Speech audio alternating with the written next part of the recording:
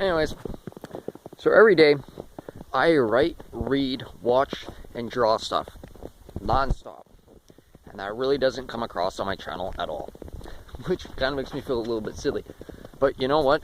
It's just like, who wants to talk about that stuff when 4,000 people have died of COVID in China, but they claim millions are suffering like terribly from this, like in Europe where they have a migration crisis. It's like, this is obviously nonsense. You go into any of your Canadian or North American towns, and is anyone actually suffering from it? Is that anyone actually dying from it?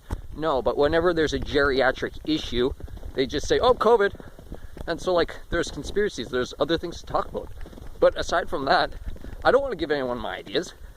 I mean, in the last 10 years, I haven't seen any good ideas come out. And like, if I produced or if I published or if I started distributing my ideas, they would still be groundbreaking. Like video game ideas that I came up with a long time ago, and I've developed and I've thoroughly plotted out all of the minutiae and balanced it and made it like functional and logical. No one else has even done anything. They haven't even demonstrated an intent to do anything.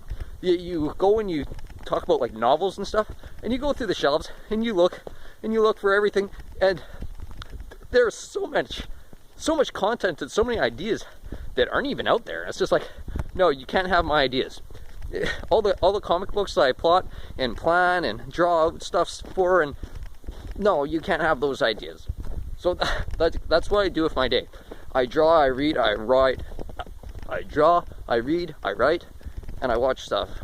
And then I come up with all this political crap according to everything that goes on, and I convey truth, and then I talk on social media a little bit. But yeah, I just wanted to get that out there. I'm an inventor and a creator, and I like do stuff like that. My life ambition, my life aspiration isn't to preach at people, isn't to tell people what's right and wrong. I like to actually do stuff.